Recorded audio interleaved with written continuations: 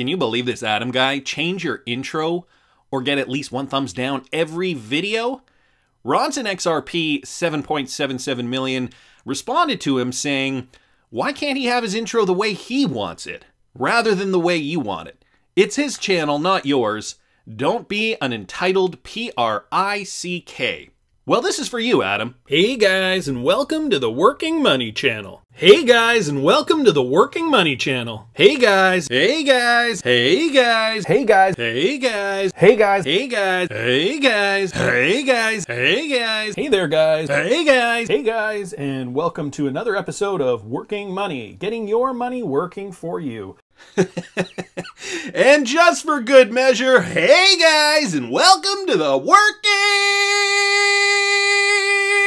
Money Channel. I also wanted to mention that today is the 3-year anniversary of the Working Money Channel, so I thought I'd save this special shout out for Adam today. I hope you enjoyed it, buddy. Let's take a look at the Bitcoin chart. Bitcoin right now trading at about 35,900. We are really not seeing any more movement in the crypto space as of late. We're still seeing low volume here on the Bitcoin chart. XRP did see a bit of a decline yesterday. I've got XRP up here now on the hourly. And right now XRP is trading at about 83.7, so 0.837 cents. And the interesting thing I notice here is this, guys. I'm going to put a horizontal line right at the 80-cent mark, okay? So after we saw this huge volatile swing down for XRP, again, this is on the hourly, we can see that after this wild swing, there has not been a point where XRP has closed below 80 cents. So if you take a look at this, all these candlesticks closed above 80 cents. You take a look over here, oops, I'll take it off auto. Over here, also closed above 80 cents. And just recently now, overnight on the 11th of June, XRP also closing above that 80-cent level. So right now, 83.7. For those of you guys who do not know why that 80-cent level is significant, we got to take a look back here. Historical resistance from September 2018. We've been below that and trying to get up above it in this entire bear market. You can see over here in December of 2020, we tried once to get above it, and then that pump group didn't really come close, but again, another attempt to try to get above that resistance level. Then finally, by April, we got above that level, and the good news is that we're staying. We're closing above that 80-cent level. Sure, we did dip down a little bit, but we did close above or very close to closing above that level. And then these attempts back in late May, just bouncing off the 80-cent level. This is positive news for the XRP price structure. And so again, just the macro view of this, we are still at the mercy of Bitcoin, of course. That's really what's going to dictate where the market goes. However, it is still very positive to see that XRP maintaining above that 80-cent level and on the daily candlesticks closing above that. So let's keep moving though. I got this from Ian Northing. Ripple announces new ODL corridors, slams banks for inefficient cross-border payments in a new report. So basically, Ripple tweeted out this tweet: SMEs are increasingly reliant on cross-border payments, yet 71% say that these payments are problematic. You can download their report. I believe that this tweet, yes, it's linked here in this article, but I'll give you the rundown here. SME needs with cross-border payments are largely unmet by traditional systems. The report states that in recent years, since 2016, the industry of cross-border B2B payments for SMEs and remittances have witnessed a massive growth. And so here's a chart just demonstrating that emerging market growth opportunity. And you can see some of these regions outlined with certain colors. Latin America in gray. The EMEA region is in like a bluish purple. North America, light gray here. In the Asia Pacific region, an orangey red color. And you can see remittance payments, emerging market growth opportunity from 2006 onwards. Of course, they are projecting into the future, and they are indeed assuming that there is going to be more of a need for cross-border payments.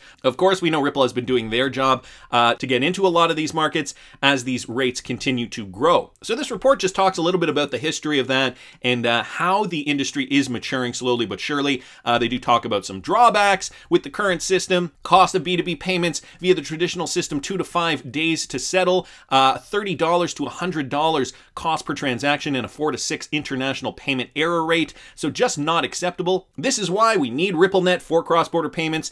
And they also announced that they do have some new corridors in the UK and Brazil. So Ripple reminds that the blockchain tech can solve all the aforementioned issues, in particular RippleNet and ODL service based on it. The company has also made a reminder that recently 2 of its clients, InstaRem, based in the UK, and BTech, based in Brazil, have set up new ODL payment corridors for fast and cheap cross-border payments to Portugal, Germany, Spain, France, and Italy. So 2 more ODL corridors based on RippleNet technology, of course, not in the United States, where there is still regulatory clarity concerns. However, this report just updating us on Ripple's progress. Wanted to thank Ian Northing for posting that. And did you guys manage to claim your FLR Spark tokens yesterday? Yesterday was the deadline, the final day, June 11th, 2021. If you held XRP on Ledger, make sure you claim by June 11th, 2021. Sorry, that was the deadline for people who were holding on the Ledger Nano. So this tweet from a few days ago now, XRP_Crow, just posting out this detailed infographic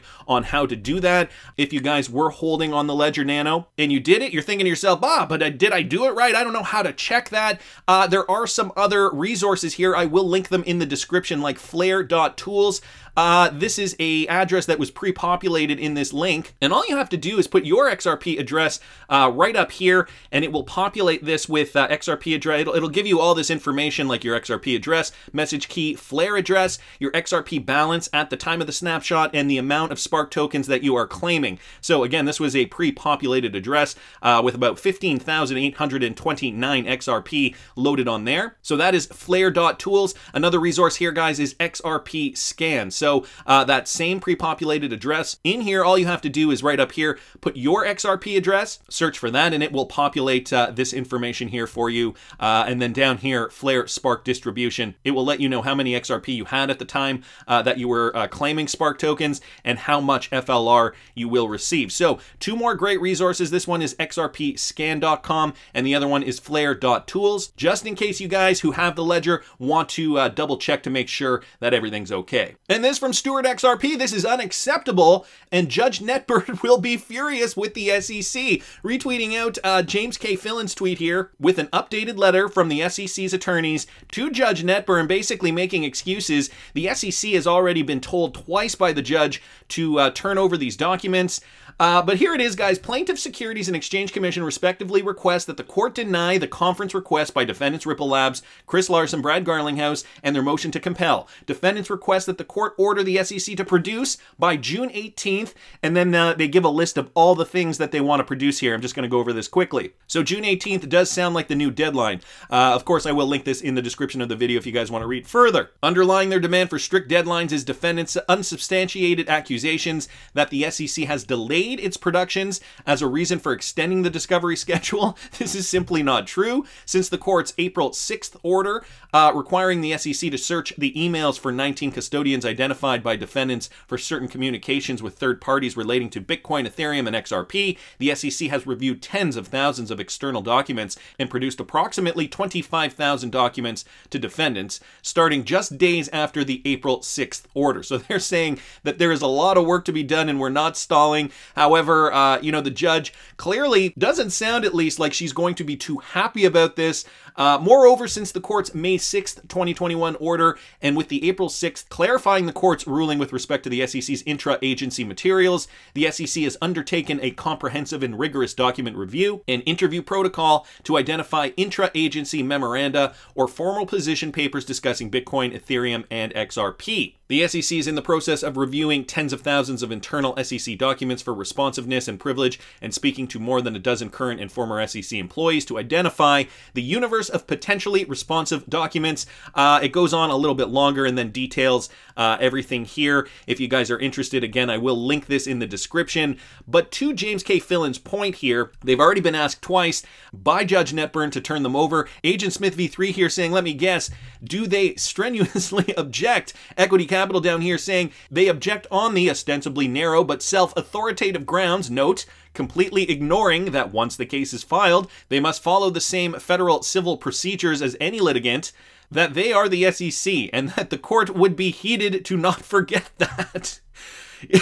You know, I love the XRP community. We have a great time poking fun at the SEC, their shortcomings, and their ultimate presumed failure in this court case. It's going to be great for XRP hodlers. I can't believe this either. I mean, you know, some people down here just saying, what a joke, you know, how can this keep going on? I will link this tweet thread in the description if you guys are interested. All this, guys, happening, and there is a new Sunshine meeting scheduled in the court cases from BondCrypt XRP Sunshine Act meeting update at 14 hours on Thursday, June 17th, 2021. So that would be 2 p.m. Eastern Standard Time on June 17th, 2021. We'll keep an eye open for that to see what happens next.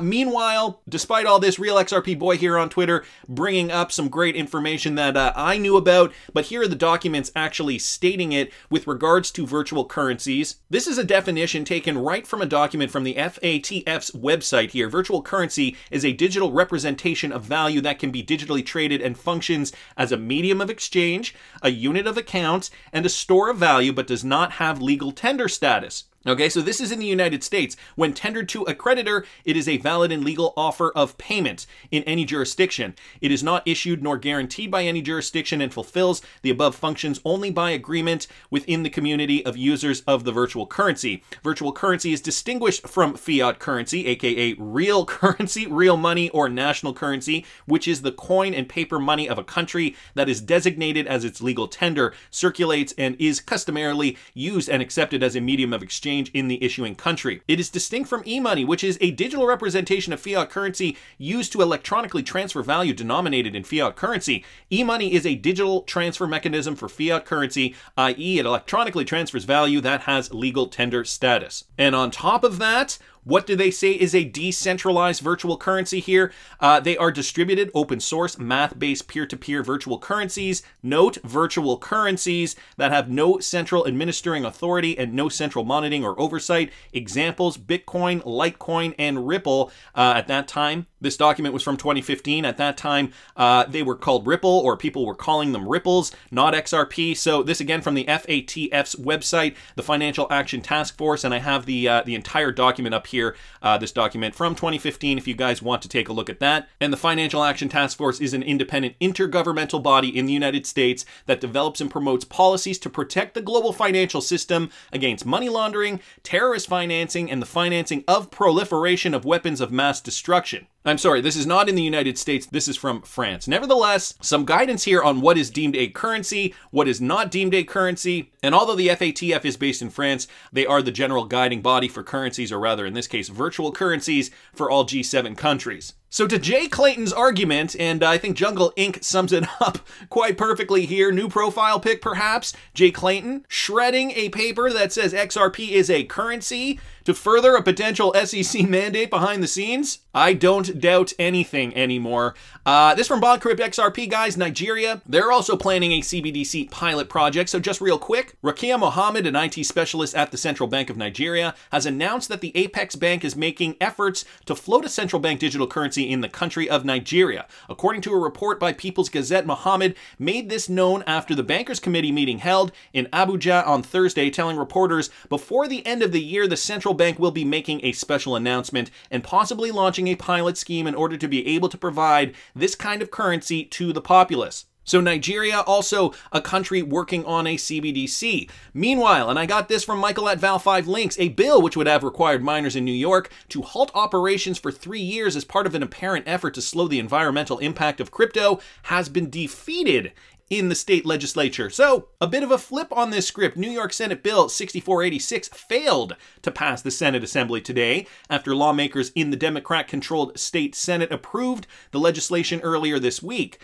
The bill was aimed at establishing a moratorium on the operation of cryptocurrency mining centers. So basically they wanted to stop cryptocurrency mining, and it got squashed. While experts considered the environmental impact of mining, particularly those backed by fossil fuels, according to a Connecticut-based national public radio affiliate, the International Brotherhood of Electrical Workers Labor Union spoke out against the anti-mining legislation, saying that it was unfair to its members. Some in favor of the bill's passage have cited environmental concerns. Given the large energy demands for crypto mining, miners currently need a permit from New York State environmental regulators to operate. So, interesting development there happening in New York specifically. A lot of little developments happening here and there. Eventually, the United States will have a clear crypto framework, and I think a lot of this will be cleared up on a federal level. I'm sure the states will still have their individual laws, but you know, it's more about the federal implications on crypto laws and how that's going to ultimately affect the cryptocurrency industry moving forward. So, wanted to thank Michael for posting that. There was also this, guys, from Michael at Val5Links. Ripple Director of Development Relations now accuses Strike of copying ODL. So we heard about this just the other day, right? El Salvador using Bitcoin's Lightning Network for cross-border payments. And I was postulating perhaps, you know, maybe we could see RippleNet being utilized in El Salvador. But no, they are definitely using the Lightning Network. And this is going to be powered by the Strike app. So Lightning Network powered app Strike, bringing Bitcoin to El Salvador, was widely viewed as a breakthrough moment for the entire industry, but not everyone is happy. And so apparently Matt Hamilton, in a recent tweet, stated that Strike has basically copied Ripple's ODL. If you guys want to read the tweet, I have it up here. Here's Matt Hamilton, and this is what he says. Here's a tweet with a screenshot from Strike detailing how a cross-border payment to El Salvador works using BTC.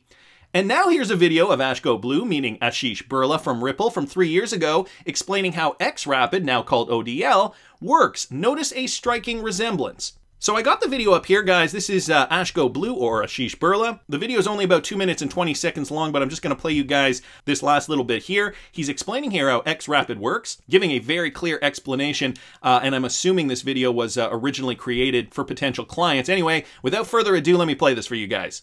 The magic is where XRP is available, Mexico for example, they can then add on XRP and move money on demand using XRP into Mexico and pay out instantly. US dollars through one of our partners, for example, Bittrex, is deposited and converted into XRP.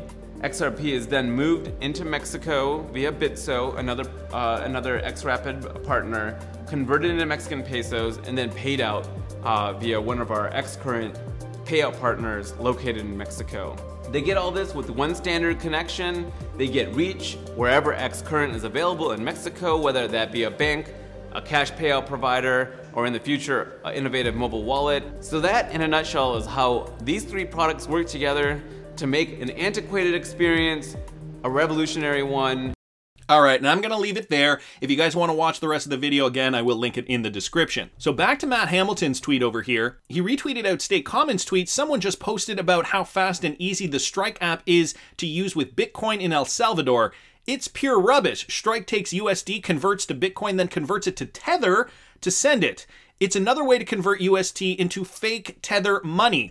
And listen to the explanation here. So when I initiate a $1,000 payment, Strike debits my existing USD balance. Strike then automatically converts my $1,000 to Bitcoins ready for use in its infrastructure using its real-time automated risk management and trading infrastructure. Strike then moves the Bitcoins across the Gulf of Mexico where it arrives in our Central American infrastructure in less than a second for no cost. Strike then takes the Bitcoins and automatically converts them back into USDT, synthetic digital dollar known as Tether, using its real-time automated risk management and trading infrastructure. Strike then credits the existing user with the USDT to their Strike account. So essentially copying Ripple's, what I'm assuming is proprietary technology, ODL, in order to facilitate the same types of cross-border payments, but clearly using inferior cryptocurrencies, using USDT, which in itself has issues and its own story narrative, which I'm not going to get into in this video. I will link